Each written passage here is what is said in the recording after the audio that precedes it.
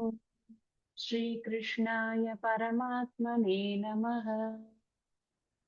ஸ்ரீமத் பகவத்கீதை 10வது அத்தியாயம் பக்தி யோகம் அப்படிங்கிற தலைப்பிலான இந்த அத்தியாயத்தை நாம படித்துக் கொண்டிருக்கோம். இந்த அத்தியாயம் தொடங்கும் பொழுதே அர்ஜுனனுடைய கேள்வியோட இது தொடங்குறது. என்ன கேள்வி அப்படின்னா, 2 வகையான பக்தர்கள், உபாசிக்கக்கூடிய 2 வகையான பக்தர்கள், அவர்கள் இருவரில் யார் நன்கு சிறந்ததை செய்கிறார்கள்? சிறப்பு யாருக்கு? யோக வித்தமாக, யோகத்தை நன்கு அறிந்தவர்கள் யார்? இங்க நன்கு அறியறது அப்படிங்கிறது யாருக்கு அந்த வேண்டிய பலனானது கிடைக்கிறது, அதுதான் நன்கு அறியறதுங்கிறது. அதைத்தான் குறிக்கிறது அப்படின்னு பார்ப்போம். யார் கோல் போஸ்ட தொட்டது? யார் ஃபர்ஸ்ட் வந்தது? இலக்கை அடைந்தது யார்? இது 2 பேர்ல யாருக்கு இலக்கை அடைவதற்கான ஒரு வாய்ப்பு இருக்கு? இதுதான் அவனுக்கு தெரிஞ்சுக்க வேண்டிய விஷயம். இதை எந்த 2 பேரை அவர் அர்ஜுனன் கம்பேர் பண்றான் அப்படின்னு சொன்னா, விஸ்வரூப உபாசனை பண்ணக்கூடிய அந்த ஒரு பக்தன், இன்னொன்று நிர்குண பிரம்ம உபாசனை பண்ணக்கூடிய பக்தன். வேற ஒரு பாஷையில சொல்லணும் அப்படின்னு சொன்னா, இந்த பிரபஞ்சமே இறைவன் என்று அறிந்து அந்த இறைவனை சகுணமாக உபாசிக்க கூடியவன், இறைவனுக்கு பெயர் வடிவம் என்பதெல்லாம் ஒரு பொருட்டே அல்ல, எல்லாவற்றுக்கும் ஆதாரமாக இருக்கக்கூடிய சைத்தன்யம்தான் இறைவன் அப்படின்னு இறைவனை புரிந்து கொண்டு அறிவுபூர்வமாக ஞானபூர்வகமாக இறைவனை வணங்கக்கூடிய பக்தன். இந்த 2 பேர்ல யாருக்கு இலக்கை அடையக்கூடிய ஒரு வாய்ப்பானது ஏற்படுகிறது? இதுதான் இங்க நம்மளுக்கு பாயிண்ட் ஆஃப் டிஸ்கஷன். பகவான் என்ன சொல்றார் அப்படின்னா, பகவான் பேச ஆரம்பிக்கிறச்சு முதல்ல அந்த விஸ்வரூப உபாசனை பண்றானே, எப்போதும் என்னிடமே அவன் ஈடுபாடு உடையவனாக, என்னையே அவன் ஆசிரயித்துக் கொண்டு, என் மனதையெல்லாம் என்னிடத்திலேயே வைத்துக்கொண்டு, பார்க்கும் இடங்களிலெல்லாம் என்னையே பார்க்கக்கூடிய அந்த அந்த பக்தன் இருக்கான் இல்லையா, அவனை நான் யுக்ததமாக அப்படின்னு நான் கருதுகிறேன். யுக்ததமாக அப்படின்னு சொன்னா அவன் மேலான ஒரு யோகியாக கருதுகிறேன். ஹி இஸ் a குட் யோகி, இல்லைன்னு சொல்ல முடியாது. அவனுடைய முயற்சியை நான் வெகுவாக அங்கீகரிக்கிறேன், பாராட்டுகிறேன். இத சொல்லியாச்சு அப்படின்னா, அந்த இன்னொரு குரூப் இருக்கே, அக்ஷர பிரம்ம உபாசனை பண்ணக்கூடிய அல்லது நிர்குண பிரம்ம உபாசனை பண்ணக்கூடிய, ஞானத்தை முக்கியமாக வைத்து உபாசனை பண்ணக்கூடிய ஞான உபாசகர்கள், அவர்களுக்கு வேற ஏதோ ஒரு விஷயத்தை பகவான் சொல்ல போறாருங்கிறது அங்க சொல்லி அதை முடிச்சதுல இருந்தே தெரியுது. அவர்களை அங்கீகரிக்கிறேங்கிறது மட்டும்தான். பட் யார் இலக்கை அடைகிறார்கள்? அதுதான் இந்த 2வது குரூப் அப்படிங்கிறத பகவான் எப்படி சொல்றார்? யுக்ததமா மதாக அப்படிங்கறத அங்க சொல்லிட்டு, இங்க இந்த 2வது இதுல ஸ்லோகத்துல, தே யுக்ததமா, அவர்கள் மேலான யோகிகளாக கருதப்படுகிறார்கள் அப்படிங்கறத சொல்லிட்டு அவர்களுடைய முயற்சியை அங்கீகரிச்சாச்சு. இங்க என்ன சொல்றாருன்னா, தே பிராப்னுவந்தி மாமேவ அப்படின்னு சொல்றார். நம்ம 3, 4, 2 ஸ்லோகங்களையும் இணைத்து படித்துக் கொண்டிருக்கிறோம். அப்படித்தான் படிக்கணும் அது அப்படின்னு சொன்னேன். இந்த உபாசகர்களுடைய தகுதி என்ன அப்படிங்கிற விஷயத்த பகவான் ஃபர்ஸ்ட், அது 2வது ஸ்லோகத்துலதான் இருக்குன்னாலும் நாம அதை for the sake of understanding நம்ம முதல்ல 4வது ஸ்லோகத்துல இருக்கக்கூடிய இந்த ஞானியினுடைய லட்சணங்களை எல்லாம் முதல்ல எடுத்து பார்த்து கொண்டிருக்கும். அதுக்கப்புறம் அந்த பிரம்மத்தினுடைய அந்த அக்ஷர பிரம்ம லட்சணங்கள் என்னென்ன அப்படிங்கிற விஷயங்களை அவன் இந்த ஒரு மென்டல் ஃப்ரேம் ஒர்க்கோட ஒருத்தர் எதை தெரிஞ்சுக்கிறான் அப்படிங்கிற விஷயத்தை நாம அடுத்தது பார்க்க போறோம் அப்படின்னு சொன்னேன். இந்த ஞானி அப்படிங்கிறத எப்படி குறிப்பிடுகிறார்? ஞான உபாசகன் அப்படி கூட வச்சுக்கணும். ஃபர்ஸ்ட் அவனோட குவாலிஃபிகேஷன் என்ன பார்த்தோம் அப்படின்னா, நாம பார்த்த ஆர்டர்ல, ஸ்லோகத்துல இருக்கிற ஆர்டர்ல ஒரு ஆர்டர் இருக்கு.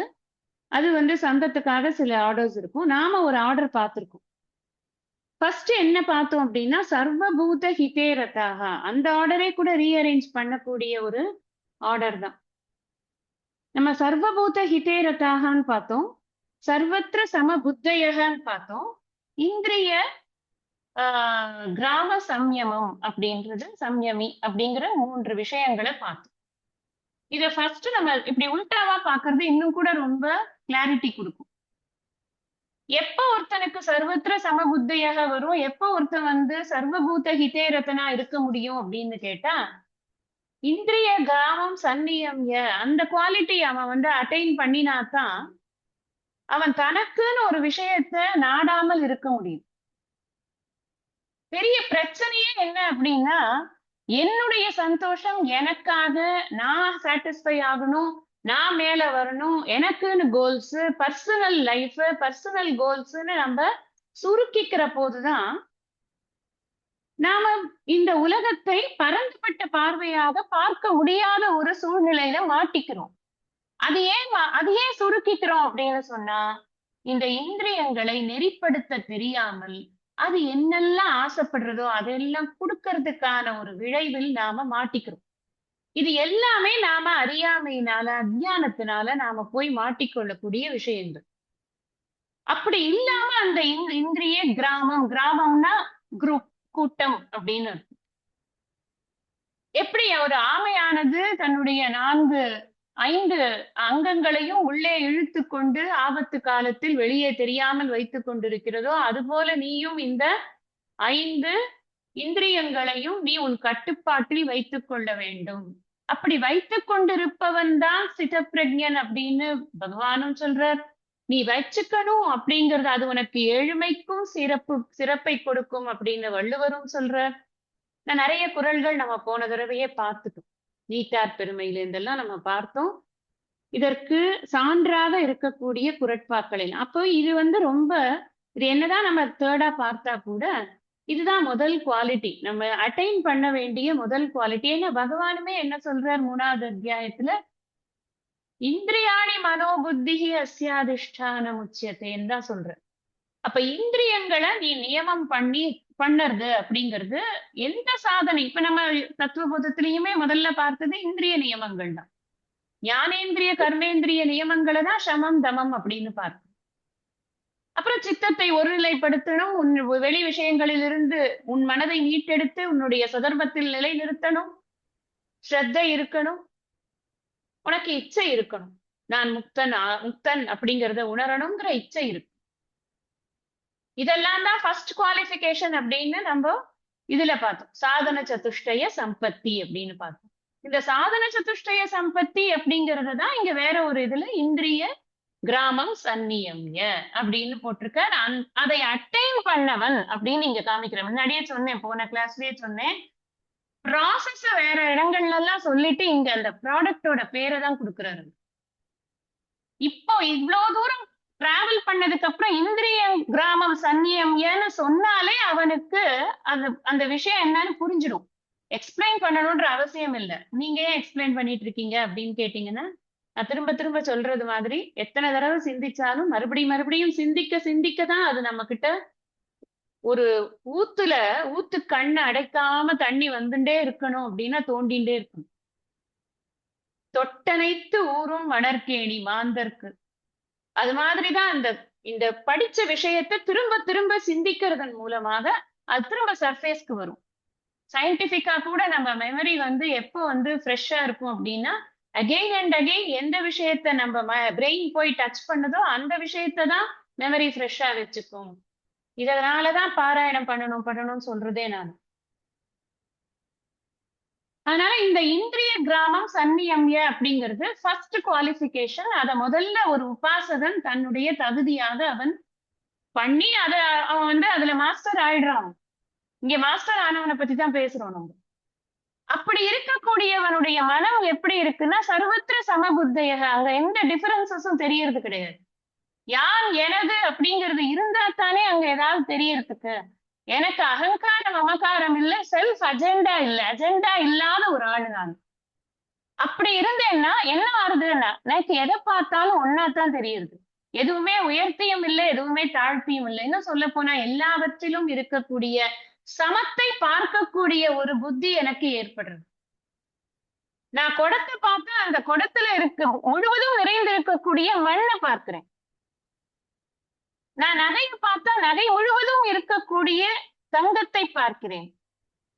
நான் அலையை பார்த்தால் அலையில் இருக்கக்கூடிய நீரை பார்க்கிறேன். அப்ப எங்கேயுமே என்னுடைய பார்வை எங்க இருக்கு அப்படின்னா இட் இஸ் இந்த சப்ஸ்ட்ராட்டம், அதனுடைய அதிஷ்டானத்துலதான் என்னுடைய பார்வை இருக்கே தவிர மேல விரிஞ்சு பறந்து இருக்கக்கூடிய இந்த வெரைட்டிஸ்ல என்னோட பார்வை இல்லை. எதை பார்த்தாலும் அது சச்சிதானந்த ஸ்வரூபமாக மாத்திரம் தெரியறது அப்படின்னு சொன்னா அப்ப சர்வத்திர சமபுத்தயக சமலோஷ்டாஷ்ம காஞ்சனகனா முன்னாடி சொல்லியிருக்கு. நீங்க எல்லாம் ரிகலெக்ட் பண்ணி பார்த்தா தெரியும். சுனீச்சைவ ஸ்வபாகேச்ச எல்லாமே அவனுக்கு ஒண்ணுதான். அந்த ஞானிக்கு வித்தியாசம் என்பது உருவத்துல தெரியறது இல்ல, அந்த காரியங்கள்ல தெரியறது இல்ல, உள்ளுக்குள்ள இருக்கிற உள்ளத்திலயும் தெரியறது இல்ல, எதுவுமே அவனுக்கு தெரியறது இல்ல. தெரியறது இல்லைன்னா கண்ணு குருடா, ஒண்ணும் தெரியாதா, கால் செவிடா, அப்படி இல்ல. எல்லாமே எல்லா ஃபேக்கல்ட்டியுமே ஒர்க் பண்ணும். ஒண்ணுமே ப்ராப்ளம் இல்ல ஞானிக்கு. ஞானம் வந்துடுதுன்னா எனக்கு கண்ணு போயிடும் தான் யாராவது ஞானம் படிக்க வருவாளா? ஞானம் பெறுவதற்கு வருவாங்களா? வரவே மாட்டாங்க. எதுக்கு இது வேண்டாத வேலை, ஏதோ கொஞ்சம் தெரிஞ்சுட்டு இருக்கு அதுவும் போயிடும் அப்படி. இது அப்படி கிடையாது. அறிவுக்கண் திறக்கும் பொழுது இந்த ஊனக்கண்கள் பார்க்கக்கூடிய விஷயங்கள் மதிப்பிழந்து போகிறது. இது எவ்வளவு பார்த்தாலும் அதுக்கு ஒரு மதிப்பு கிடையாது. என்ன பார்த்தாலும் சரி அப்படியா, ஓகே, அப்படிதான் இருக்குமே தவிர ஆஹான்னு பறந்துட்டு பறக்காவட்டி மாதிரி ஓடுறக்கூடிய ஒரு மைண்ட் ஆனது இருக்கவே இருக்காது. அந்த மைண்ட் இல்லாத ஆளுத்தான் பார்த்து சர்வத்திர சமபுத்தய சமத்தையே பார்க்கக்கூடியவன், எல்லோரையும் சமமா. ரெண்டு அர்த்தம் சொல்லியிருக்கேன், ரெண்டையுமே நீங்க அப்ளை பண்ணி பாருங்க. சமத்தையே பார்த்தாதான் எல்லோரையும் சமமா பார்க்க முடியும். அதனால இந்த சமபுத்தயக அதுக்கப்புறம் வருது. அப்படி இருக்கக்கூடியவனுக்கு என்ன துன்பம் இருக்க முடியும்? துன்பமே இருக்காது. துன்பமே இல்லை என்னாலும் இன்பம். நான் இன்பமா இருக்கும் பொழுது மற்றவர்களுடைய இன்பத்தை பார்த்து நான் அதிகமாக இன்பப்பட போறேன் இல்லையா? நான் இப்ப ஜெனரல் சைக்காலஜி என்ன, நம்ம கொஞ்சம் மூட் ஆஃபா இருந்தோம்னா யார் வந்தாலும் கிட்டக்க நம்மளுக்கு சேர்க்கறதுக்கு பிடிக்காது. இல்ல கொஞ்சம் விலகி இருக்கலாமே, எதுக்காக இந்த ஆட்டம் பாட்டம் அப்படின்னு தோணும். அதே நம்மளுக்கு நம்ம கொஞ்சம் நல்ல மூட்ல இருந்தா எல்லாரும் சந்தோஷமா இருக்கிறத பார்த்து நமக்கும் சந்தோஷமா இருக்கும். இந்த ஞானிக்கு இந்த மூடு ஸ்விங்கே கிடையாது. இப்போ நல்ல மூட்ல இருக்காரு அப்ப நல்ல மூட்ல இல்ல, அதெல்லாம் ஒண்ணுமே கிடையாது. எப்போதுமே இன்ப பொருளாவே தன்னை உணர்ந்திருக்கிறதுனால இன்பத்தை தவிர வேற எதுவுமே இல்லை. இன்னும் சொல்ல போனா அடுத்தவர்கள் இன்பமாக இருப்பதை பார்த்து இன்பம் அடையக்கூடியவர் தான் ஞானி. துன்பமா இருக்கிறவரை பார்த்து அப்ப துன்பம் அடைவாரா அப்படின்னு ஒரு குயுக்தியான ஒரு கேள்வி வந்துரும். அடுத்தது எல்லா கேள்வியும் கேட்டு கேட்டுதான் நம்மளே ஆன்சர் பண்ணி தெரிஞ்சுக்கணும். துன்பமா இருக்கிறத பார்த்து இவர் துன்பம் அடைய மாட்டார். ஏன் காரணம் என்னன்னா இன்ப துன்பங்களில் அவருக்கு வேறுபாடு இல்லை. மாத்ரா ஸ்பர்ஷாஸ்து கௌந்தேய சீதோஷ்ட சுக துக்கதா ஆகவா பாயினோகோ நித்யாக தாம் ஸ்திதிக்ஷஸ்வ பாரத. இன்ப துன்பங்களில் அவருக்கு வேறுபாடு கிடையாது, எல்லாம் ஒண்ணுதான். என்ன மத்தவங்களுடைய சந்தோஷம் இவருக்கு அது மாதிரி சந்தோஷமா இருக்கிறது இவருக்கு ஒரு சந்தோஷத்தை கொடுக்கறது. அது கூட ஒரு உபச்சார வார்த்தை தான். சந்தோஷத்தை கொடுக்கறது, சந்தோஷத்தை எடுக்கிறது எல்லாம் ஏதோ புரியணுமேங்கிறதுக்காக சில வார்த்தைகள், அவ்வளவுதான். எல்லோருக்கும் நன்மையை நாடக்கூடியவர்கள் புரிஞ்சுட்டாலே போறோம். அந்த அந்த ஞானியினுடைய ஒரு லட்சணம் எப்படி இருக்கு அப்படின்னா எல்லோருக்கும் நன்மையை நாடக்கூடியவராக அவர் இருக்கிறார் அப்படின்னு புரிஞ்சுட்டா போறோம். இப்போ நாம அடுத்தது என்ன பார்க்கணும்? சரி, இப்படி இருக்கிறவர் எதை கத்துக்கிறாரு? எதை கத்துன்றதுனால இப்படி இருக்காரு, அதுதானே முக்கியம். இப்படி ஒருத்தர் திடீர்னு வந்து முளைச்சிருவாரா? என்ன முளைக்க மாட்டார். எதையோ ஒண்ணு தெரிஞ்சுக்கிறதுனாலதான் அவரால் இப்படி இருக்க முடியுது. இந்த எஃபெமரல் வேர்ல்டு இருக்க எல்லாமே வந்து நிலையில்லாத இந்த வேர்ல்டுல நிலையில்லாத விஷயங்களோடையே தொடர்பு கொண்டு நிலையற்ற இன்பத்தையே அனுபவித்துக் கொண்டு இருக்கக்கூடிய ஒரு பெரும் கூட்டத்தின் மத்தியில் அவர் மாத்திரம் இப்படி இருக்காருன்னா அப்ப அவர் இதுக்குள்ளேந்து வேற எதையோ ஒன்ன கண்டுபிடிச்சு தெரிஞ்சு வச்சிருக்காரு. அதுதான் அந்த அக்ஷர பிரம்மன். அந்த அக்ஷர பிரம்மன் அப்படிங்கிறது எது எப்படி இருக்கிறது அப்படிங்கறதுதான் முதல்ல 3வது ஸ்லோகத்துல விளக்குறார். ஏத்வக்ஷரமநிர்தேஷ்யம் அவ்யக்தம் பர்யுபாசதே. பர்யுபாசதே அப்படின்னா என்ன? நன்றாக உபாசிக்க கூடியவன். சர்வத்ரகமசிந்த்யஞ்ச கூட்டஸ்தமச்சலம் துருவம். இதுல இருக்கக்கூடிய அக்ஷரம், அனிர்தேஷ்யம், அவ்யக்தம், சர்வத்ரகம், அச்சிந்தியம், கூட்டஸ்தம், அச்சலம், துருவம். இங்க ஒரு 8 விஷயங்களை 8 வார்த்தைகளை சொல்லி, வார்த்தைக்கு மனசுக்கும் வாக்குக்கும் எட்டாதுதான் அப்படின்னா கூட ஏதாவது வார்த்தைகள் மூலமாகத்தான் அதை காட்டணும். இங்க கூட சொல்லியிருக்கக்கூடிய இந்த வார்த்தைகள் எல்லாமே சிலது விதி வழியாக இருக்கு, சிலது விலக்கு வழியாக இருக்கு. விலக்கு வழியானா அக்ஷரம் அப்படின்னா க்ஷரமற்றது அப்படின்னு ஒரு அர்த்தம் வருது இல்லையா? அந்த மாதிரி ஒரு நெகேட் பண்ற மாதிரியான வேர்ட்ஸ் சிலது இருக்கு, ஸ்ட்ரெயிட்டா சொல்ற மாதிரி சில வேர்ட்ஸ் இருக்கு. 2 வகையாகவும் இந்த வேர்ட்ஸ் கையாளப்பட்டு இப்ப இந்த ஸ்லோகத்துல ஒரு விதமான ஆர்டர்ல இருந்தாலும் நாம முதல்ல எடுத்துக்க போறது அவ்யக்தம் அப்படிங்கிற வேர்டை எடுத்துக்கணும். நான் சொல்லும் போது நீங்க உங்களோட புக்கை எடுத்து வச்சுக்கோங்க, கீதா புக்க. இங்க ஒரு ஸ்லோகம் இருக்கு, நான் போன கிளாஸ்லயே சொன்னேன். இது துவம்பதத்தினுடைய விளக்கத்தை படித்து கொண்டிருக்கு. இங்க சொல்ற விஷயத்த அங்க ஆத்மாக்கு அவர் கண்டிப்பாக சொல்லி இருப்பார். அதை நாம கண்டுபிடிச்சு ஒப்பிட்டு பார்த்தோம்னா அது இந்த வித்யானந்தத்துக்கு எல்லையே கிடையாது. கைவல்யானந்தத்துல லாஸ்ட் டாபிக் ஆனந்த மீமாம்சை தான். வித்யானந்தம் அப்படிங்கிறது தான் உண்மையிலேயே மிக மிக மிக உயர்வான ஒரு ஆனந்தம். அந்த வித்யானந்தம் கிடைக்கும் போது நமக்கு அவ்வளவு சாட்டிஸ்பாக்சன் இருக்கும். அப்பா, இது எனக்கு புரிஞ்சு போயிடுதே, எனக்கு ரொம்ப சந்தோஷமா இருக்கு அப்படின்னு. ஜென்ரலாவே பாத்தீங்கன்னா ஒரு விஷயம் நமக்கு புரிஞ்சிடுதுன்னா எவ்வளவு ஹாப்பினஸ் இருக்கும் இல்லையா? அந்த விஷயம் தெரிஞ்சுக்கிறதுங்கிறதே அவ்வளவு சந்தோஷம். இப்ப ஃபர்ஸ்ட் இது என்ன பார்க்க போறோம்? அவ்யக்தம் அப்படிங்கிறது. அவ்யக்தம் அப்படின்னா, வியக்தம் அப்படின்னா மேனிஃபெஸ்டட், வெளிப்பட்டது. அவ்யக்தம்னா வெளிப்படாதது. 2வது அத்தியாயம் எடுத்துக்கோங்க, 25, 28 2 ஸ்லோகங்கள். அவ்யக்தோயம் அவிகார்யோயம் உச்யதே தஸ்மாதேவம் விதித்வைனம் நானுசோசித்தும் அர்ஹசி. இந்த ஆத்மா எப்படி இருக்கிறது? இது வெளிப்படாத வஸ்துவாக இருக்கிறது. இங்கேயே அச்சிந்தியோயமும் வந்துருக்கு. இந்த ஸ்லோகத்திலயும் நம்ம அச்சிந்தியம் அப்படிங்கிற விஷயத்த படிக்க போறோம். அப்பவும் இதேதான் ரெஃபரன்ஸ். சிந்தனைக்கு எட்டாததாக இருக்கிறது. அவிகாரியம், விகாரமற்றதாக இருக்கிறது, மாறுதல்கள் இல்லாததாக இருக்கிறது. தஸ்மாத் ஏவம் விதித்வைனம். நீ நீ எதை கொல்ல போற தெரியுமா? நீ வெளியில தெரிந்து கொண்டிருக்கக்கூடிய ஒரு ஃபார்ம் இருக்கக்கூடிய இந்த உடல் மனம் புத்திய கொல்ல போற. நீ கொண்டு போற. இப்ப என்ன? ஆத்மா இந்த அழிவுகளுக்கு உட்படாதது அப்படிங்கறத அர்ஜுனனுக்கு புரிய வைக்கிறதுக்காக ஆத்ம லட்சணத்துல இத சொல்றார் பகவான். பின்னாடி என்ன சொல்றாரு? 28ல மறுபடியும் சொல்றார். அவ்யக்தாதீனி பூதானி வியக்த மத்யானி பாரத அவ்யக்த நிதனான் ஏவ தத்ரகா பரிதேவனா. எப்பவும் அவ்யக்தம் தான் இது ஆத்மா. நீ எப்போ ஒண்ணு புதுசா வந்துடுத்துனா அந்த வந்தது அப்படிங்கிறது போக போறதுதான். எது வந்தாலும் அது போயிடும்பா. நீ அழிச்சுதான் போகணும்னு இல்ல. நிமித்த மாத்திரம் போத, ஞாபகம் வச்சுக்கணும் அத. அதனால எப்படியா இருந்தாலும் இது போக போறதுதான். ஆத்மா போகவே போகாது. அது எப்பவும் இருக்க போறது. அது வெளிப்படாததாக இருக்கிறது. அப்படின்னா என்ன அர்த்தம்னா, வெளிப்பட்டது ஆத்மா அல்ல. தெரியறது தானே அப்ப நமக்கு. அதத்தான் இங்க என்ன சொல்றாரு, இதே விஷயம் 7வது அத்தியாயத்துல சொல்லியிருக்கு. அவ்யக்தம் வியக்திமாபன்னம் மன்யந்தே மாம புத்தயः. ரொம்ப முக்கியம் இந்த 2 ரெஃபரன்ஸும். பரம் பாவம் அஜானந்தः மமாவ்யயமனுத்தமம்.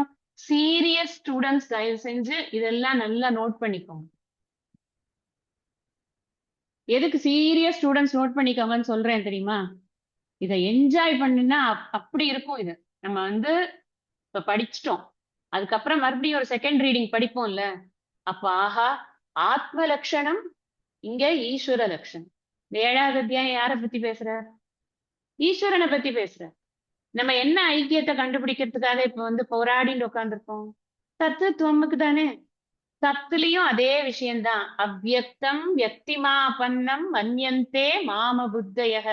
தன்னை எப்படி சொல்றாருன்னா, நான் அவ்யக்தமா தான்ப்பா இருக்கேன், பரம்பாவம் அஜானந்தக, என்னோட மேலான அந்த ஸ்வரூபத்தை புரிஞ்சுக்க மாட்டேங்கிறாங்களே அப்படின்னு பகவான் சொல்றார். அப்போ ஈஸ்வரனுடைய லட்சணத்திலையும் என்ன சொல்லப்படுறதுன்னா, அதோட சப்ஸ்ட்ராட்டமும் பிரம்மன். பிரம்மன்கிறது என்னது? அவ்யக்தம் தான். இங்க ஆத்மா அப்படின்னு சொல்லும் பொழுதும் ஜீவனுக்கு எது சப்ஸ்ட்ராட்டமா இருக்கு அப்படின்னா அதுவும் அவ்யக்தம் தான். ரெண்டு இடத்துலயும் அவ்யக்தம், பிரம்மன் அவ்யக்தம். thus proved, hence proved. அப்போ ஃபர்ஸ்ட் எடுத்துக்கிற விஷயம் இது. ஏன் முதல்ல இதை எடுத்துக்கிறோம் அப்படின்னா, இது இந்திரிய அகோச்சரம் அப்படின்னு சொல்ல. எதனால அவ்யக்தம்? நான் வெளிப்பட்டது வெளிப்படாததுன்னு சொன்னேன் உங்களுக்கு. அதோட டெக்னிக்கல் வே ஆஃப் பிரசன்டேஷன் என்ன அப்படின்னா, கோச்சரம் அப்படின்னு சொன்னா புலப்படுவதுன்னு அர்த்தம். இது இந்திரிய அகோச்சரம். அகோச்சரம்னா புலப்படாதது அப்படின்னு. இந்திரியங்களுக்கு வெளிப்படாதது வெளிப்பட்டதுங்கிறது எதை வச்சு சொல்றேன்? என்னால பார்க்க முடிஞ்சா அது வெளிப்பட்டது, என்னால பார்க்க முடியலன்னா அது வெளிப்படாதது. அப்ப என்னால பார்க்க முடியறது எதனால? இந்திரியங்களால். என்னோட இந்திரியங்களுக்கு வசப்படுமா ஆத்மா? வசப்படாது. பிரம்மன் வசப்படாது. இந்த அதனாலதான் அது அவ்யக்தம். வியக்தம் ஆகாது, வெளிப்படாது, புலப்படாது. எதுக்கு புலப்படாதப்பா? இந்திரியங்களுக்கு புலப்படாது. மெய், வாய், கண், மூக்கு, செவியால நான் உணர முடியாது. கண்ணால பார்க்க முடியாது, காதால கேட்க முடியாது, தொட்டு உணர முடியாது, சுவைக்க முடியாது, முகர முடியாது. ஏனென்றால் அதற்கு எந்த உருவமும் கிடையாது, எந்த ஒரு குணங்களும் கிடையாது. அப்படி இருக்கும்போது நான் எப்படி அதை வந்து இந்திரியங்களால நான் எப்படி அதை நுகர முடியும்? அதை என்னுடைய நுகர்வுக்கு ஏற்றது அல்ல. அதுதான் அங்க முக்கியம். இந்திரிய நுகர்ச்சிக்கு அது உட்பட்டது கிடையாது. அதனாலதான் இந்திரியங்களுக்கு புலப்படாதது அப்படின்னு சொல்றோம். அப்போ இந்த அவ்யக்தம் ஆனா இருக்கானா? இருக்கு. எப்படி தெரியறது அப்படின்னா, என்னெல்லாம் வெளிப்பட்டிருக்கோ அது அதனாலதான் வெளிப்பட்டிருக்கு. அது இருக்கிறதுனாலதான் இந்த வெளிப்பாடுகள் ஏற்பட்டிருக்கு. அது எப்படி தெரியும் உனக்கு? நான் பிரம்மாஸ்ரயா மாயான்னு சொல்லியிருக்கேன் தத்துவபோதத்தில். மாயை ஜடமானது. மாயையால தனியாக எதையும் வெளிப்படுத்த முடியாது. இதனுடைய இந்த பிரம்மத்தினுடைய ஆசிரியத்தினாலதான் அந்த சக்தியை பெற்று வெளிப்பாடுகள் ஏற்படுகிறது. பிரம்மன் வெளிப்படுவது அல்ல, வெளிப்படுத்துவதற்கான சக்தியை கொடுப்பதோடு சரி. அப்படிங்கிற போது இது அவ்யக்தமாக இருக்கிறது. நான் என்ன ஜீவனா நினைச்சுக்க கூடாது. நான் என்ன ஆத்மான்னு புரிஞ்சு கொண்டேன்னா நான் அவ்யக்தம்னு புரியும். அதேதான் அங்க ஈஸ்வரனுக்கும். ஈஸ்வரன்கிறது அந்த மாயா உபாதி இருக்கு. அந்த மாயா உபாதிக்கு அதிஷ்டானமா இருக்கிறது எதுன்னா அது பிரம்மன் தான். ஜீவ பிரம்ம ஐக்கியம் ரொம்ப ரொம்ப முக்கியம். ஜீவ ஈஸ்வர ஐக்கியம். ஜீவ பிரம்ம ஐக்கியம் சொன்னாலும், ஜீவ ஈஸ்வர ஐக்கியம் சொன்னாலும், ஆத்மா அனாத்மா சாரி ஆத்ம பிரம்ம ஐக்கியம் சொன்னாலும் எல்லாம் ஒண்ணுதான். இந்த ரெண்டும் ஒண்ணுதான் அப்படிங்கறத நான் இங்க புரிஞ்சுக்கிறேன். சரியா? இப்ப நான் வந்து அவ்யக்த இங்க என்ன சொல்ற? யாரு இந்த சர்வபூத ஹிதேரதா சர்வத்திர சமபுத்தயக இந்திரிய கிராமம் சன்னியம் எல்லாம் பண்ணிருக்க கூடிய அந்த சாதகன் அவன் தான் எதை உபாசனை பண்றான்னா இந்த அவ்யக்தத்தை உபாசனை பண்ண. எப்படிப்பா உபாசனை பண்ணுவான்? ஒரு செவத்துல எழுதி அவ்யக்தம்னு எழுதிட்டு அவ்யக்தாய நமகன்னு உபாசனை பண்ணுவானா? இல்ல. படிக்கிறேன்ல இப்போ நான், இது அவ்யக்தம், இது இந்திரியங்களுக்கு புலப்படாதது. எதெல்லாம் புலப்பட்டிருக்கோ அது அனாத்மா, ஆத்மா புலப்படாதது. இதுதான் எல்லாவற்றுக்கும் அடிப்படையாக இருக்கிறது, இதுதான் அதிஷ்டானமாக இருக்கிறதுன்னு இதனுடைய தன்மைகளை நான் சிரவணம் பண்றேன், கேட்கிறேன், அதை பத்தி சிந்திக்கிறேன். அப்புறம் அதை தெளிவதற்காக நான் மீண்டும் மீண்டும் அதை தியானம் செய்து கொண்டே இருக்கிறேன். இந்த சிரவணம் மனனம் நிதித்தியாசனம் தான் இங்க பரியுபாசத்தை. இங்க உட்கார்ந்துட்டு ஓம் ஆத்மாய நமகெல்லாம் சொல்றது கிடையாது. No activity. நோ ஆக்டிவிட்டினா in the sense no puja activity. There is an activity. அந்த ஆக்டிவிட்டி என்னதுன்னா ஸ்ரவணம், மனனம், நிதித்தியாசம். இப்ப பொறுமையா உட்கார்ந்து கேட்கிறோமா இல்லையா? அவ்வியக்தம்னா இதுதான்ப்பா அப்படின்னு பொறுமையா உட்கார்ந்து கேட்கிறோமா இல்லையா? அந்த பொறுமையாக கேட்பதுதான் இங்க ஆக்டிவிட்டி. அப்புறம் அது மனசு கேட்டுட்டு சும்மா இருக்காது. மனசு நல்ல வேலை பண்ணும். அதை வச்சுக்கொண்டு அப்படியே ஏதாவது வீட்டு வேலை செய்து கொண்டே இருக்கும்போது இது சிந்தனை வரும். அவ்வியக்தம்னு சொன்னாங்களே, எது எப்படி நம்ம புரிஞ்சுக்கலாம்? இது இப்படி இருக்குமா, இது இப்படி இருக்குமா அப்படின்னு சிந்தனை வரும். இந்த ஸ்லோகத்துல அப்படி இருக்கு, இந்த ஸ்லோகத்துல அப்படி இருக்குன்ற சிந்தனை வரும். அந்த சிந்தனை வரும்போது அது மேலும் மேலும் அதிலேயே மனசு உழண்டு கொண்டு இருக்கும் பொழுது அதுதான் உபாசனை. இறைவனையே சதா நினைத்துக் கொண்டிருக்கிறது உபாசனைனா, இந்த ஆத்ம லட்சணத்தை சதா நினைத்துக் கொண்டிருப்பது உபாசனை. அவ்வளவுதான். அடுத்தது ரெண்டாவதா என்ன பார்க்க போறோம்னா அச்சிந்தியம். இந்த ஃபர்ஸ்ட் இந்திரிய அகோச்சரம் சொன்னேன், ஞாபகம் வச்சுக்கோங்க. இந்த அச்சிந்தியம் அப்படிங்கிறதுக்கு என்ன அர்த்தம்னா அதுக்கும் இதே ரெஃபரன்ஸ் தான். இந்த அவ்யக்தோயம் அச்சிந்தியோயம் அங்க ஒரு ரெஃபரன்ஸ் இருக்கு.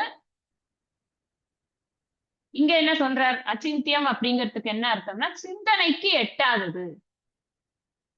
சிந்தனைக்கு எட்டாதது அப்படின்னா மைண்டுக்கு ஒரு கான்செப்டுவலைஸ் பண்ண முடியாது. ஒரு ஆப்ஜெக்டிஃபை பண்ணி இப்படிதான் இதுன்னு திங்க் பண்ணு நீ அப்படின்னு திங்கிங்க்கு கொடுக்க முடியாது. அது ஒரு கான்செப்ட் ஏதாவது இருந்ததுனாலதான் மனசு அது அக்ராஹியம் அப்படின்னு சொல்றது. உபனிஷதோட வாக்கியங்கள்ல அக்ராஹியம் அப்படின்னு, அக்ராஹியம்னா கிரகிச்சுக்க முடியாது. முன்னாடி என்ன சொன்னாரு? ஆறாவது புத்தி கிராஹியம் அதீந்திரியம். இதுக்கே ரெஃபரன்ஸ் அங்க. அதீந்திரியம். அதீந்திரியம்னா என்ன?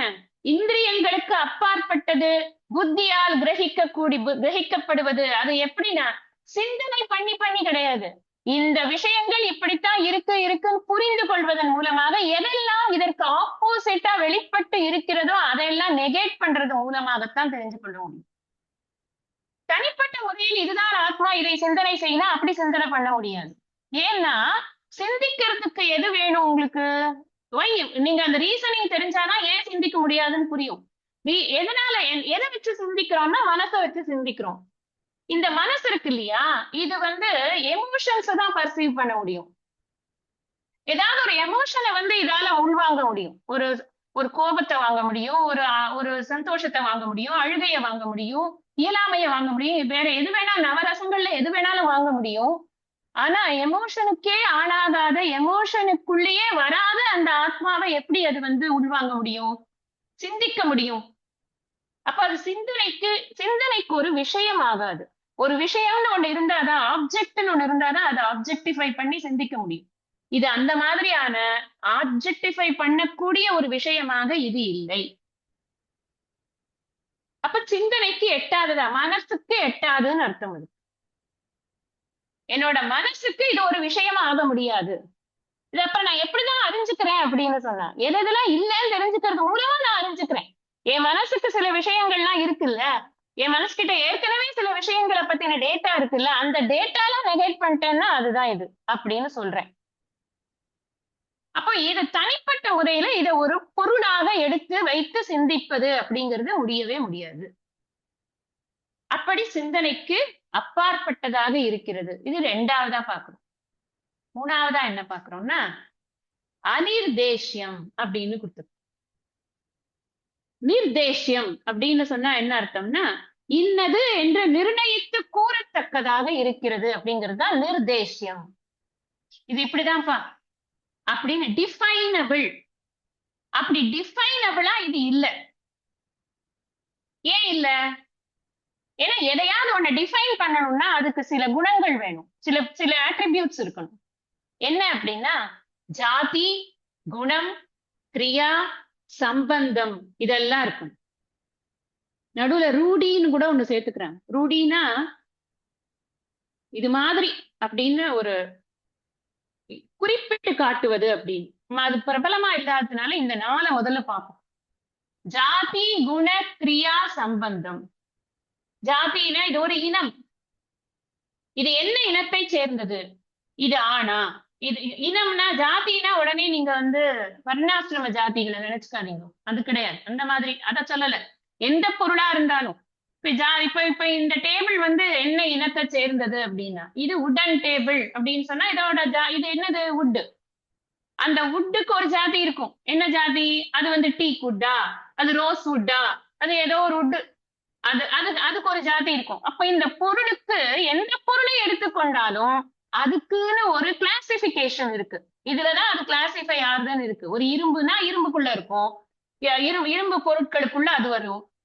மரம்னா மரம் சார்ந்த பொருட்கள்ல அது வருது. அந்த மாதிரி ஜாதின்னு ஒண்ணு இருக்கு, குணம்னு ஒண்ணு இருக்கு. குணம்னா ஆட்ரிபியூட்ஸ்.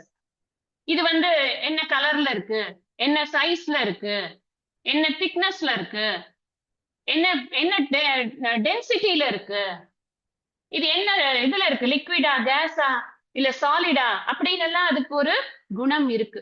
எல்லா பொருளுக்கும் இருக்கு. நீங்க வந்து ஹியூமன் பாடியில இருந்து ஆரம்பிச்சு உயர்ந்ததா நம்ம பாக்குறது இந்த ஹியூமன் பாடினா, இதுல இருந்து ஆரம்பிச்சு எல்லா விஷயத்துக்கும் கடல் மணல் வரைக்கும் எடுத்துக்கோங்க, எல்லாத்துக்குமே இந்த ஜாதி இருக்கும், குணம் இருக்கும். அடுத்தது கிரியா, ஒரு ஒரு செயல்பாடு ஒண்ணு இருக்கு. அதை வைத்து ஏதோ ஒரு நடக்கிறது இல்ல, ஏதோ ஒரு செயல் இருக்கு. ஒரு பொருள்னா அதுக்கு ஒரு செயல் இருக்கு, ஒரு ஒரு பிரயோஜனம் இருக்கு, ஏதோ ஒரு வேலை இருக்கு அதை வச்சு. அப்படி ஒரு கிரியாங்கிறது அங்க இருக்கு. அப்புறம் சம்பந்தம், அதுக்கும் இன்னொருத்துக்கும் ஏதோ ஒரு சம்பந்தம் இருக்கும். இது எதுக்காக இது பண்ணிருக்கு அப்படின்னா, இது 4 பேர் யூஸ் பண்றதுக்காக பண்ணிருக்கு, இது எழுதுறதுக்கு பண்ணிருக்கு, இது இந்த உட்கார்ந்து பேசுறதுக்கு பண்ணிருக்கு, இல்ல இது மேல நின்று குதிக்கிறதுக்கு பண்ணிருக்கு, ஏதோ ஒரு சம்பந்தம் இருக்கும். Some connection with that product ஏதோ ஒண்ணு இருக்கு. அப்படிதான் இந்த உலகம் பூரா இருக்கக்கூடிய அத்தனை பொருட்கள்லயும் இருக்கு. சரியா? எந்த பொருளை நீங்க எடுத்துக்கொண்டாலும் அப்பதான் நாம வந்து அதுக்கு ஒரு பேரை சொல்ல முடியும். அது இருந்தாதான் நமக்கு அந்த நம்ம ஒரு பேரை சொல்ல முடியும். அது மாதிரி இந்த மாயையினுடைய படைப்பில் இருக்கக்கூடிய அண்ட சராசரத்தில் இருக்கும் அத்தனை பொருட்களுக்கும் இந்த ஜாதி குண கிரியா சம்பந்தம் என்பது இருக்கிறது.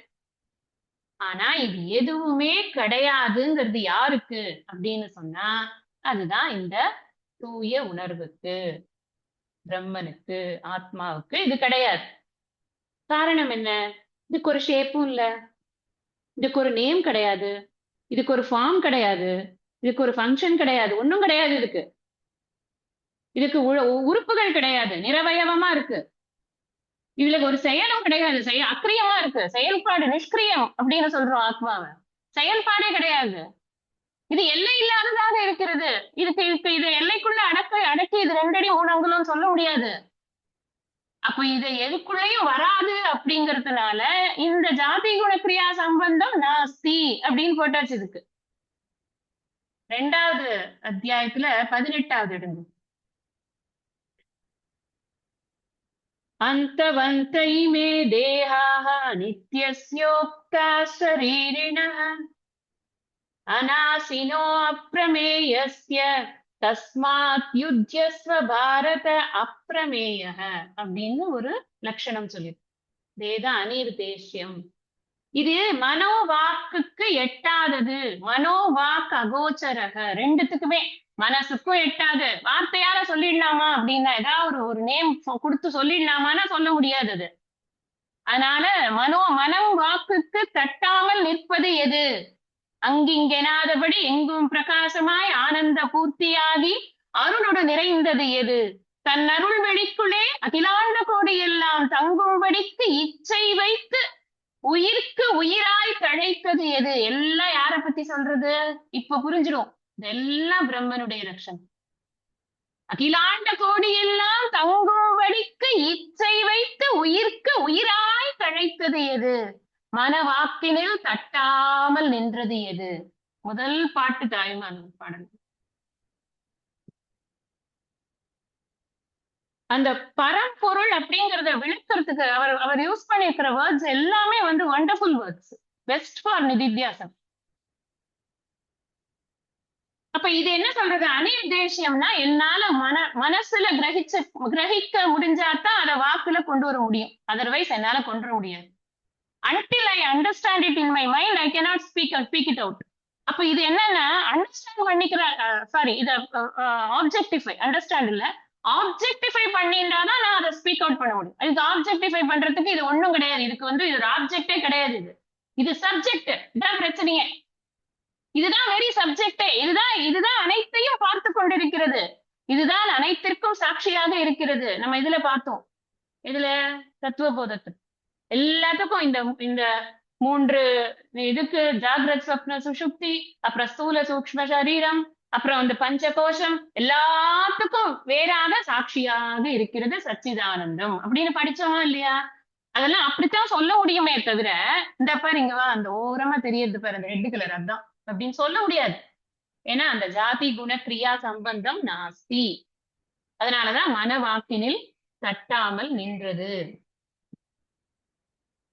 இந்த மெய்ப்பொருள் அப்படிங்கறத இப்படிதான் இருக்கு அப்படிங்கறத விளக்கினா புரியும். இப்ப நான் சொல்றதெல்லாம் உங்களுக்கு ஒண்ணும் புரியாம இல்ல. நான் பேசுறது எதுவுமே கிரீக் அண்ட் லாட்டின் கிடையாது. உங்களுக்கு எல்லாமே புரியும். விளக்கினா புரியும். ஆனா இத மனசு வாக்குல ஒரு பொருளாக நம்மளால எடுத்து சிந்திக்க முடியாது. இது கிடையாதுன்னு புரியும். நான் எதிர்க்க பாக்குற விஷயம் அது கிடையாதுன்னு புரியும். அப்ப அது இல்லைன்னா அதுக்கு ஆதாரமா ஒரு பொருள் இருக்கே, அதுதான் அப்படின்னு தான் இதை புரிஞ்சுக்கிறோமே தவிர்த்து, அதர்வைஸ் நாம இதை புரிஞ்சுக்கிறது அப்படிங்கிறது இதை ஒரு பொருளாக எடுத்து வைத்துக் கொண்டு புரிவது அப்படிங்கிறது கிடையாது. இப்ப நான் பேசுறேன்னு வச்சுக்கோங்க. நான் பேசுறத நான் அறியறேன். இந்த பேச்சு என்ன அறியுமா? அறியாது. நான் பேசுறத நான் அறியறேன். நான் தான் அறிபவனாக இருக்கிறேன். இதை நான் எல்லாருக்கும் அப்ளை பண்ணுவேன். அறிபவனை ஒரு நாளும் அறியப்படும் பொருளாக அறியவே முடியாது. அதுதான் கான்செப்ட். அது அப்பிரமேயம்ங்கிற அந்த கிளாஸ்ல போய் பார்த்திருந்தீங்கன்னா இதே விஷயம் தான் சொல்லியிருப்பேன். அறிபவனை ஒரு நாளும் அறியப்படும் பொருளாக அறிய முடியாது. அறியப்படும் பொருள் அப்படிங்கிற ஒரு தனிப்பட்ட ஒரு விஷயமாக ஆத்மா என்பது இல்லவே இல்லை. பிரம்மம் என்பது இல்லவே இல்லை.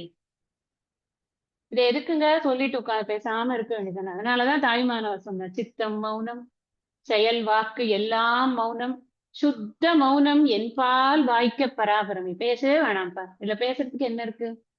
இதுல கைவல்லி நவநீதத்துல எப்படி புரிஞ்சுக்கிறது ஆத்மாவன்னா, தன்பதி எல்லா பேர்கள் தமையல்ல நல்ல நின்று அன்பரை காட்ட நேரம் அவள் வெட்கி மௌனமானாள் அப்படின்னு ஒரு கதை சொல்லி புரிய வைக்கிறதாம். சொல்லியிருக்கேன் இந்த விஷயமும் உங்களுக்கு. யார் உன்னோட ஹஸ்பண்ட் அப்படின்னு ஒரு 10 பேரை நிக்க வச்சு கேட்டா, இவர் இல்ல இவர் இல்ல இவர் இல்ல இவர் இல்ல, அவர் யாரோ அவர் பார்க்கும்போது அப்படியே மௌனம் ஆயிடுது அந்த அந்த லேடி. அதுல இருந்து தெரிஞ்சுக்கிறாங்க, ஓகே இவங்க 2 பேரும் தான் ஹஸ்பண்ட் ஒய்ஃப். ஏன்னா பேரை சொல்ல மாட்டாங்க அப்படின்ற காலத்துல இருந்தது. இந்த மாதிரி வாடா போடா அந்த ரேஞ்சில் இருக்கு.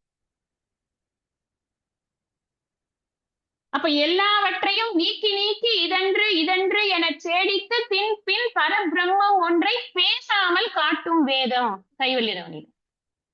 இப்படித்தான்ப்பா பண்றது இந்த வேதம். எப்படி காட்டுறது தெரியுமா? எல்லாத்தையும் இது கிடையாது இது கிடையாது இது கிடையாது இது கிடையாதுன்னு நீக்கி விட்டுறது. அது நீக்கி விட்டதுக்கு அப்புறமா பரபிரம்மம் என்பது ஒன்றுதான் இருக்கிறது, அதன் மீதுதான் இது அனைத்தும் கற்பனை செய்யப்பட்டிருக்கிறதுன்னு சொல்லிட்டு கவனம் இருந்துருது. மௌனி பவதே நாதிவாதி பவதே அப்படிங்கிறது எது? உபனிஷத். வாய திறக்க வேண்டியதில்லை, கம்மன் இரு அப்படிங்கிறது. ஏன்னா இங்க இருக்கிறது என்னெல்லாம் பார்க்கிறோமோ அது பூராவுமே அனாத்ம விஷயங்கள் தான். அதுல பெரிய ஒரு ஆசக்தி இருக்க வேண்டிய அவசியம் கிடையவே கிடையாது. இப்ப நான் அந்த வேர்டு சொன்னேன் இல்லையா, அதிஷ்டானத்தை நோக்கக்கூடிய ஒரு பார்வை. இதை இப்படிதான் பார்வையை, இந்த சிந்தனையை சூக்ஷ்மமாக்கி ஆக்கி ஆக்கி ஆக்கித்தான் இந்த விஷயத்தை புரிஞ்சுக்க முடியும். அதனாலதான் இது அனோரணியா மகதோ மகியாம், ரெண்டு எக்ஸ்ட்ரீம்லி ஆப்போசிட் வேர்ட்ஸ் யூஸ் பண்றது உபனிஷத். எப்படியாவது நமக்கு புரிய வைக்கணும். இது அணுவுக்குள் அணுவானது, இது பெரிதற்கெல்லாம் பெரியது அப்படின்னா என்ன புரியும்? இதுதான் எல்லாம் புரியும். எல்லாத்துலயும் இருக்குப்பா இது. இது இல்லாத இடமே இல்லை. நீ இல்லாத இடமே இல்லை, நீதானே உலகின் எல்லை. அப்ப என்னன்னா இத புரிய வைக்கிறதுக்கு ஏதாவது சில வேர்ட்ஸை யூஸ் பண்றோமே தவிர இட் டசன்ட் கன்வே டைரக்ட்லி. அதுதான் இங்க அனிர்தேஷ்யம். அனிர்தேஷ்யம்னா டிஃபைனபிளா இல்லப்பா, இது அப்படிதான் இருக்கு. ரைட், அடுத்தது என்ன சொல்ற பாக்கலாம். 3 பார்த்தோமா, 4வது சர்வத்ரகம். சர்வத்ரகம் அப்படின்னு சொன்னா என்ன அர்த்தம்? எல்லா இடங்களிலும் நிறைந்து இருக்கிறது. இங்க இருக்கு, மயிலாப்பூர்ல இருக்கு, வியாசர்பாடியில கிடையாது. அப்படி கிடையாது. எல்லா இடங்கள்லயும் நிறைந்து இருக்கிறது. அதுக்கு இந்த காலதேச வர்த்தமான எல்லைகள் அதுக்கு கிடையாது, எல்லையற்றது. இதையே நம்ம அபரிச்சின்னம் அப்படின்னும் படிச்சிருக்கோம். எல்லையே இல்லாதது அப்படின்னு. எல்லா தேசங்கள்லயும் வியாபித்திருப்பது அப்படின்னா என்ன அர்த்தம்? ஏதோ இந்த பூமியில நம்ம பார்த்து கொண்டிருக்கிற இந்த பூமியில தான் இருக்கு போல இருக்கு, அப்படி இல்ல. இந்த அண்ட சராசரம் முழுவதும் அதுதான் இருக்கு. ஏன்னா அதுலதான் எல்லாமே கற்பனை பண்ணிருக்கு. இப்ப கற்பனைக்கு ஆதாரமா இருக்கிறது கற்பனையை விட பெருசா இருக்குமா, கற்பனையின் அளவு இருக்குமா, கற்பனையை விட சின்னதா இருக்குமா? யோசிச்சு பாருங்க. 2 அடிக்கு கயிறு தெரியுது எனக்கு, அந்த இடத்துல 2 அடிக்கு பாம்பு 2 அடிக்கு பாம்பு ப்ரொஜெக்ட் ஆயிருக்குமா, இல்ல அது பாம்பு வேற வேற சைஸ்ல இருக்குமா? எனக்கு லைட் சரியா தெரியல, கயிறு தான் இருக்கு அங்க. கயிறு என்ன அளவு இருக்கோ அந்த அளவுக்கு தான் எனக்கு பாம்பு தெரியும். அதே மாதிரிதான் இந்த அண்ட சராசரங்கள் எவ்வளவு அளவு இருக்கோ அவ்வளவுமே எது அப்படின்னா அது எல்லாமே பிரம்மன் தான். ஏன்னா பிரம்மத்தின் மீதுதான் அது அத்தனையும் கற்பனை செய்யப்பட்டிருக்கிறது. அப்படிங்கறதுனால இது சர்வத்ரகம். 9வது அத்தியாயத்துல சொல்றார், எத் ஆகாசஸ்திதோ நித்யம் வாயு சர்வத்ர கோமகான். அங்க எக்ஸாம்பிள் என்ன கொடுத்திருக்கார்? ஆகாசத்துல வாயு எப்படி எல்லா இடங்கள்லயும் நிறைந்திருக்கோ ததா சர்வாணி பூதானி மத்ஸ்தானி தியுபதாரைய. அங்க என்ன சொல்லிட்டார் தன்ன? பிரம்மன். இங்க என்ன சொல்லியிருக்கார் 2வது அத்தியாயத்துல? அவிநாசிது தத் வித்தி ஏன சர்வமிதம் ததம் விநாசம் அவ்யயஸ்யாஸ்ய ந கஷ்டித் கர்த்தும் அர்ஹதி ஏன சர்வமிதம் ததம். எல்லா இடங்களிலும் நிறைந்து இருக்கிறது அப்படின்னு ஆத்மாக்கு சொல்லியாச்சு. இங்க ஈஸ்வர லட்சணம் சொல்லும் பொழுது என்ன சொல்லியிருக்காரு? அது ஆகாசஸ்திதோ நித்தியம், 9வது அத்தியாயம் 6வது ஸ்லோகம். அப்ப இது ரெண்டையும் பார்த்தோம்னா ஆத்ம லட்சணமும் சர்வத்ரகம் தான். இப்ப என்ன நான் லிமிட்டடா நினைச்சுக்கலாமா? நினைச்சுக்கவே கூடாது. நான் எல்லா இடங்கள்லயும் நிறைந்திருக்கிறேன். ஈஸ்வரன் நான் எவ்வளவு எல்லா இடங்களையும் நிறைந்திருக்கிறார். இந்த லட்சண ஐக்கியத்தினால் வஸ்து ஐக்கியம் சொல்லப்படுகிறது.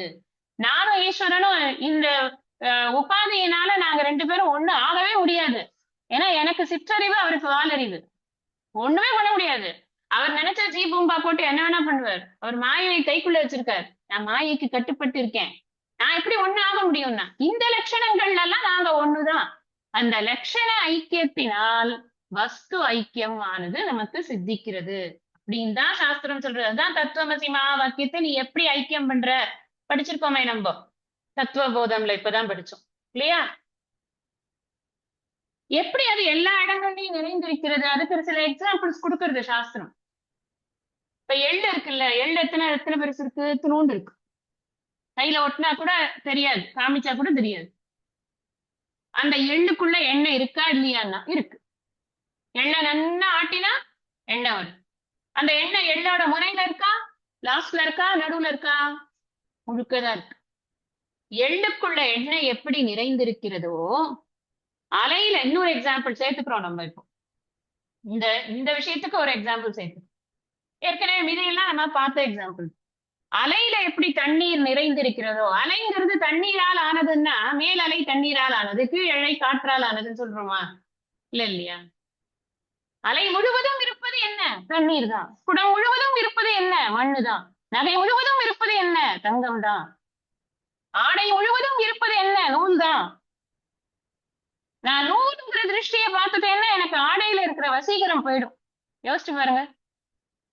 இது பட்டு சரியா? நூல் தானே, அப்ப கூட அது பட்டு நூல்னு சொல்லுவோம். Whatever it is. திருஷ்டிக்காக சொல்றேன். எந்த திருஷ்டி பார்க்கணும்? சமம். எதை பார்க்கணும்? ஆதாரத்தை பாரு. இந்த வெளியில காட்டுற ஆதாயத்தை பார்க்காத அப்படிங்கிறது சாஸ்திரம். ஆகாசம் எப்படி எல்லா இடங்கள்லயும் வியாபகமாக இருக்கிறதோ அது மாதிரி இந்த ஆத்மாவானது, இந்த பிரம்ம தத்துவமானது எல்லா இடங்களிலும் வியாபகமாக இருக்கிறது. இங்க ஆகாசத்தில் வாயு அப்படின்னு அவர் சொல்லியிருக்கார். ஆனா சாஸ்திரம் என்ன சொல்றதுன்னா, இந்த ஆகாசம் எப்படி இருக்கோ அதே மாதிரிதான் அந்த ஆகாசத்தை ஈக்குவல் டு பிரம்மன்னு சொல்லக்கூடாது, சொல்ல முடியாது. காரணம் என்ன? சிம்பிளாவே சொல்லிடுவீங்க நீங்க. ஆகாசம் வந்தது எங்க இருந்து வந்தது? மாயில இருந்து வந்தது. அது ஒரு ரீசன். அப்ப அது மாத்திரம் இல்ல, ஆகாசத்துக்கு குணம் இருக்கு, சப்தம்னு ஒரு குணம் இருக்கு. அப்ப குணங்கள் அற்றது நம்ம சொல்லிட்டு இருக்கோம். எதை நம்ம சொல்லல, சாஸ்திரம் சொல்லியிருக்கு. எதை? பிரம்மனை. அதனால ஆகாசம்ங்கிறது ஒரு புரிஞ்சுக்கிறதுக்கான எக்ஸாம்பிளா வச்சுக்கலாம். ஸ்பேஸ் மாதிரி, ஸ்பேஸ் எல்லா இடத்துலயும் இருக்கிறது மாதிரிதான் பிரம்மன் எல்லா இடத்துலயும் இருக்கு. ஸ்பேஸ்ல தான் எல்லாமே கற்பிக்கப்பட்டிருக்கிறது மாதிரிதான் பிரம்மன்ல தான் எல்லாமே கற்பிக்கப்பட்டிருக்கு அப்படிங்கறத நம்ம புரிஞ்சுக்கிறதுக்காக ஜஸ்ட் நியர் எக்ஸாம்பிள்னு சொன்னா அது ஒண்ணுதான் சொல்ல முடியும். அதனால அதை சொல்றோம். சர்வத்ரகம் புரிஞ்சிருக்கு இல்லையா? இப்போ எல்லா இடங்களிலும் நீக்கமர நிறைந்திருக்கிறது. பார்க்கும் இடங்கள் எல்லாம் நீக்கமர நிறைகின்ற பரிபூரண ஆனந்தமே அப்படிங்கிற அந்த பரிபூரண ஆனந்தம் பாட்டுல இருக்கிற கடைசி இந்த 2 வரி, இட் டினோட்ஸ் ஒன்லி பிரம்மன். பூரண பிரம்மஸ்வரூபத்தை பார்த்து பாடக்கூடிய பாடல்களாக அது இருக்கு. ஆச்சா? இப்போ நான் 4வது பார்த்து அடுத்தது பார்க்கலாம். கூட்டஸ்தம். கூட்டஸ்தம் அப்படின்னு சொன்னா ஒரு அர்த்தம் என்ன அப்படின்னா, மாயையில் இருப்பவன் அப்படின்னு அர்த்தம். மாயையினுள் புலப்படுபவன் அப்படின்னு ஒரு அர்த்தம் இருக்கு. இன்னொரு அர்த்தம் என்னன்னா நிர்விகாரம் அப்படின்னு. நிர்விகாரம் அப்படின்னா, விகாரம்னா மாற்றம், மாறுதல். நிர்விகாரம்னா மாற்றமற்றது அப்படின்னு. அதாவது என்ன அர்த்தம்னா, காலத்தினாலேயோ அல்லது வஸ்துவினாலேயோ இது மாற்றம் அடைவது இல்லை. காலத்தினாலேயோ தேசத்தினாலே. ஒண்ணு தேசம் பார்த்துட்டோம். தேசம் என்ன? இந்த சர்வத்திரகம்ங்கிறத போது தேசம்னா இடத்தினால அதுக்கு மாற்றம் இல்லை, ஏன்னா எல்லா இடங்கள்லயும் நிறைஞ்சிருக்கு. இங்க காலத்தினால மாற்றம் இல்லை. கால பரிச்சேத ரகிதக அப்படின்னு சொல்றது இந்த கூட்டஸ்தன் அப்படிங்கிறது. கூட்டங்கிறதுக்கு நிறைய அர்த்தம் இருக்கு. கூட்ட நீதி அப்படின்னா ரகசியம். கூட்டங்கிறதுக்கு ரகசியம்னு ஒரு அர்த்தம் இருக்கு. கூட்டம்னா ரகசியமாக சொல்லப்படுவது அப்படின்னு. பிரம்மனுக்கே கூட்டக அப்படின்னாலே ரகசியம் தான் அர்த்தம். பிரம்மன் ரகசியமா ஏன் இருக்குன்னா, ரகசியம்ங்கிறதுக்கு என்ன அர்த்தம் சொல்லியிருக்கேன்? உயர்ந்ததாக இருக்கிறது, அது அவ்வளவு எளிதில் விளங்காததாக இருக்கிறது, அதனால அது ரகசியமாக இருக்கிறது. நீங்க 100 பேரை கூப்பிட்டு வச்ச இத்தனையும் நான் 1 மணி நேரம் சொன்னா கூட அதுல எத்தனை பேருக்கு ஏறுமோ அவ்வளவு பேருக்கு தான் ஏறும். அது ஏன்னா அவங்களுடைய புண்ணிய வசத்தினால மட்டும்தான் அது ஏறுறது. இங்க அந்த சொல்லி கொடுக்கிறவருடைய இதனால அது ஏறுறது இல்ல. இதுதான் உண்மை. அப்பதான் அதுக்கப்புறம் ஏறினதுக்கு அப்புறம் திருப்பி வரும்போது அது it converts into Shraddha on Guru and Shraddha on Shastra, Shraddha on everything. ஆனா ஃபர்ஸ்ட் இன்ட்ரோடியூஸ் பண்ணும்போது புரியணுமே கொஞ்சமாவது. ஏதாவது தூக்கம் வராம இருக்கணும்ல. என்னவோ சொல்லிட்டே இருக்காங்க, ஐயோ இந்த கிளாஸ் ஆரம்பிச்சதுல இருந்து என்னன்னே புரியலப்பா, எல்லாம் சிக்ஸரா போயிட்டே இருக்கு தலைக்கு மேல அப்படின்னு இருக்கக்கூடியவர்களால அதை புரிஞ்சுக்க முடியாது. அதனாலதான் அது ரகசியமா இருக்கு. இது ஒரு அர்த்தம். ரகசியம்ங்கிறத விட்டுருங்க. இந்த இடத்துல ரகசியம்ங்கிறத விட எது முக்கியமா எடுத்துக்கொள்ளப்படுறது அப்படின்னா, மாயையில இருக்கக்கூடியது ஆனால் நிர்விகாரமாக இருக்கு. ரொம்ப முக்கியமானது அதுதான். மாயையில இருக்குங்கிறதுனால மாயை எப்படி இருக்கு? மாற்றங்கள் உடையதாக இருக்கிறது. எதெல்லாம் மாற்றங்கள் உடையதாக இருக்கிறதோ அதற்கிடையில் மாற்றம் இல்லாமல் இருக்கிறது இதுதான். சூத்ரே மணிகணா இவ. 7வது அத்தியாயம். இந்த சூத்திரம் எப்படி இருக்கு? அது தாங்கியல் இருக்கா இல்லையா? சூத்திரம் இல்லைன்னா அது மணியா இருக்காது இல்ல, வெறும் பீட்ஸா போயிடுமா இல்லையா? ஆனா இது மணியா இருக்குன்னா அது ஏன் அப்படின்னா அது அங்க சூத்திரம் இருக்குன்னா. அது மாதிரி இந்த பிரம்மன் எப்படி இருக்குன்னா, இது மாயை, இது எல்லாமே விகாரமா இருக்கிற இடத்துக்குள்ள இது நிர்விகாரமாக இருக்கிறது. இந்த மாய பிரபஞ்சம் இருக்கே அதுல மாயை கலப்பில்லாம இது இருக்கு அப்படின்னு இத சொல்றது. எத? பிரம்மன். இதுக்கு ஒரு உதாரணம், நல்ல உதாரணம் ஒண்ணு இருக்கு. இப்ப நம்ம இந்த பற்றைக்கெல்லாம் போனோம்னு வச்சுக்கோங்க, இரும்பு அடிக்கிற பற்றை அதெல்லாம் போனோம். இப்ப இந்த முன்னாடி எல்லாம் நம்ம வீடுகள்ல பெரிய டேக்ஸா எல்லாம் வாங்கினாக்க அதுல இந்த ரவுண்ட் ரவுண்டா பொட்டு அடிச்சு கொடுப்பாங்க, பார்த்திருப்பீங்க. நம்ம வாங்கின்னு போய் பொட்டு அடிச்சுட்டு வர்றது எல்லாம் கூட உண்டு. அது ஒரு டிசைன் இருக்கும், சம் ரீசன் அதுக்கு. அந்த பொட்டு அடிக்கிறதுக்குன்னு ஒரு கடைக்கு போவோம்ல, அப்போ என்ன வச்சிருப்பாங்கன்னா, ஒரு இரும்போ எதுலயோ ஒண்ணுத்துல ஒரு ஒரு பில்லர் மாதிரி ஒண்ணு புதைச்சு வச்சிருப்பாங்க பூமியில. இந்த என்ன பாத்திரம் கொண்டு போறோமோ அந்த பாத்திரத்தை அது மேல வச்சு அந்த புதைச்சு வச்சிருக்கிறது ஸ்ட்ராங்கா அப்படியே நிக்கும். பாத்திரத்தை மாத்திரம் அப்படி ரவுண்டா பண்ணி பண்ணி பண்ணி டம்மு டம்மு டம்முன்னு அடிச்சு அப்படி ஃபுல்லா பண்ணிட்டு கொடுப்பாங்க நம்மள்ட்ட. இந்த அது அசையாம இருக்கே அதுக்கு பேரு கூட்டஸ்தன்னு பேரு. எல்லா அசைவுகளும் அதன் மீதுதான் நடக்கிறது, ஆனால் அது அசையாமல் இருக்கிறது. உதாரணம் சொன்னா புரிஞ்சிடுறது தானே, புரிஞ்சிடும் தான் நினைக்கிறேன். அந்த அசையாம இருக்கிறது எதுனா அதான் பிரம்மன். அசையும் பொருள் அத்தனையும் எதன் மீது இருக்கிறதுனா அசையாமல் இருக்கக்கூடிய அந்த கூட்டஸ்தன் மீதுதான் இருக்கிறது. அதனால இந்த பிரம்மனுக்கு ஒரு லட்சணம் கூட்டஸ்தன் அப்படிங்கிறது. அக்ஷரம் முதல்லயே சொல்லியிருக்காரு அக்ஷரம் அப்படின்னு. அக்ஷரம் அப்படிங்கறத அழியாத அவ்யக்தமான ஆத்மா அழியாததாக இருக்கிறது, அக்ஷரமாக இருக்கிறது. அழிவற்றதுன்னு அர்த்தம்.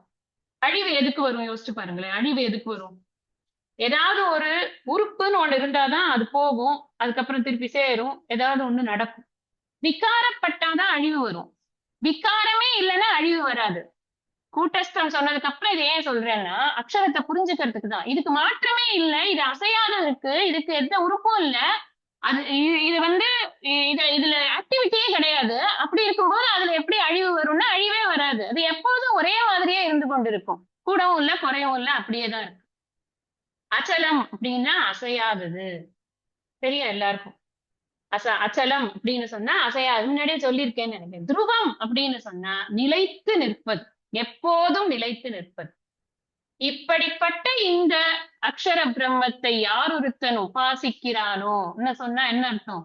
நான் இன்னும் ஒரு 2 மினிட்ஸ்ல முடிச்சுடுறேன் இந்த ஸ்லோகத்தை. இப்படிப்பட்ட இந்த பிரம்ம தத்துவத்தை யார் எப்படி உபாசனைனா என்னன்னு சொல்லியிருக்கேன்? பரியுபாசத்தேனா இந்த இடத்துல என்னன்னு சொல்லியிருக்கேன்? சிரவண மனன நிதித்தியாசனம் செய்கிறானோ அவன் யாருன்னா தே பிராப்னுவந்தி மாமேவ, அவன் தான்ப்பா என்ன அடையறான்.